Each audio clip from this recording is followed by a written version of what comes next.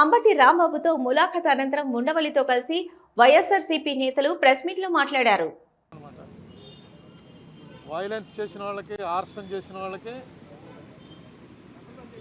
కొట్టిన వాళ్ళకి station bail, తిట్టిన వాడికి సెంట్రల్ జైలు.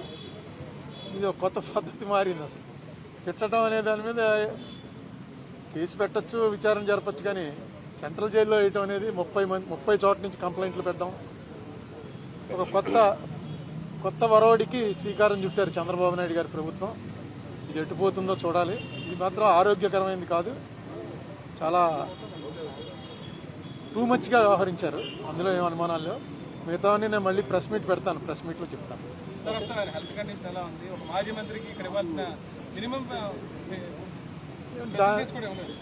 దాని గురించి ఏమి నేను మాట్లాడలేదు. ఆ లోపల కూడా మాట్లాడడం ఫోన్లోనే, అవతల ఆయన ఉంటాడు, అవతల ఉంటాడు, ఫోన్లో మాట్లాడుకోవటం. ఇంత పూర్వం నేను చాలాసార్లు సెంట్రల్ జైల్లో విజిటర్స్ని చూడడానికి వచ్చాను. నేను సెంట్రల్ జైల్లో రిమాండ్లో ఉన్నాను. కానీ ఈ కండిషన్స్ అన్నీ మారుతూ వచ్చాయి కదా. ఇప్పుడున్న దాంట్లో పెద్ద ఎక్కువగా మాట్లాడుకోవడానికి అవకాశం లేదు. ఫోన్లోనే, అటే ఫోన్లో ఆయన మాట్లాడుతున్నాడు, ఇటే ఫోన్లో మనం మాట్లాడాలి. ఆయన ఏమీ కంప్లైంట్, నాతో అయితే ఏం కంప్లైంట్ చెప్పలేదు. బాగానే ఉన్నాడు, ఆరోగ్యంగా ఉన్నాడు, నవ్వుతూ హ్యాపీగా ఉన్నాడు ప్రతిదీ.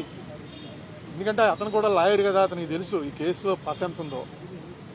ఈ కేసు వల్ల వాళ్ళ పార్టీకి, అతనికి వ్యక్తిగతంగా కూడా చాలా బెనిఫిట్ జరిగిందని అనుకుంటున్నాను నేను. ఎందుకంటే కక్ష సాధింపు ధోరణితోటి చేసినటువంటి ప్రయత్నం అని క్లియర్గా అర్థమైపోతుంది. కనీసం అక్కడ ఇంటి మీద దాడి చేస్తుంటే 6 గంటల సేపు మనం అందరం చూసాం కదా. వాళ్ళని కనీసం ఏ మేజిస్ట్రేట్ ముందో ఆధారపరిచి చిన్న డ్రామా అన్నా చేయవలసింది. స్టేషన్ బెయిల్ ఇచ్చి పంపించారు ఆర్సన్ కేసులో. ఆర్సన్ కేసు అంటే ఇంటి మీదకి మంటలు వచ్చేలాగా పెట్రోల్ బాంబులు విసిరితే దాంట్లో స్టేషన్ బెయిల్ నేను ఎప్పుడు వినలేదు. అలాగే తిట్టాడన్న కేసులో తీసుకొచ్చి అప్పుడే 2 వారాలు అయిపోయినట్టుంది, తీసుకొచ్చి సెంట్రల్ జైల్లో పెట్టడం, ఇది టూ మచ్ అనమాట. ఇది ఫస్ట్ ఆఫ్ ఇట్స్ కైండ్ అనుకుంటున్నాను. ఏదైనా చూద్దాం ఇది ఎటు దారి తీస్తుందో. ఓకే అండి. లడ్డూ వివాదమే నేను ఇప్పుడు వచ్చే ముందే చూశాను.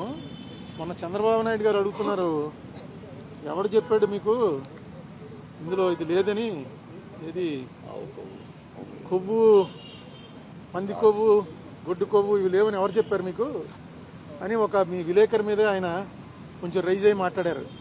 ఎవరు చెప్పారు, ఎక్కడ చెప్పారు, నీకు కళ వచ్చిందా అని అన్నారు కదా.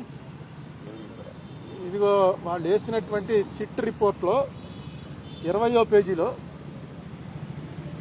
ఏమైనా ఎంత క్లియర్గా ఉంటే, ఎందుచేత చంద్రబాబు నాయుడు గారికి వాళ్ళు ఇచ్చే ఫీడింగ్ సరిగ్గా ఇవ్వలేదో నాకు అర్థం లేదు. 20వ పేజీలో ఒక చిన్న లైన్ ఏంటంటే, the absence of cholesterol in the samples also suggests that the chances for presence of tallow, lard and fish oil are very low. లేవు అని ఎప్పుడు ఎవరు, వెరీ లో అంటే లేనట్టే లెక్క. In the absence of cholesterol in the ghee samples అని. రేపటి నుంచి జరగబోయే అసెంబ్లీలో చర్చకు రాకపోతే ప్రజలను అవమానించినట్లేనని ప్రభుత్వ విప్ కాల్వ శ్రీనివాసులు వైఎస్ఆర్సీపీ